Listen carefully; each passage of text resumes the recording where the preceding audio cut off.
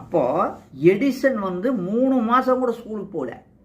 எப்படி 4500 600 கண்டுபிடிப்புகள் கண்டுபிடிக்க முடிஞ்சது? இத்தனை டிகிரிகளை வச்சுட்டு இருக்கிறீங்க.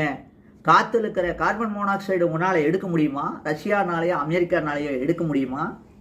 ரஷ்யானாலேயோ அமெரிக்கானாலேயோ அல்லது உலகத்தில் எல்லா நாடுகளும் சேர்ந்து ஏன் ஆக்சிஜன் உருவாக்க முடியல உங்களால்? நீங்கள் கேள்விகளை கேட்க மறுக்கின்றீர்கள். மறுக்கக்கூடிய முட்டாள்கள், அயோக்கியர்கள் அப்படின்னு நான் சொல்வேன். பகுத்தறிவு பேசி உங்களை என்னென்ன கேள்வி, இப்போ கிச்சில் இடுக்கிட்டு போயிடுவான் அர்ஜுனான்னு சொல்கிறான். அதில் ஒரு அர்த்தம் இருக்குது. அர்ஜுனான்னு சொல்லும் போது வாய் ஓப்பன் ஆகுது.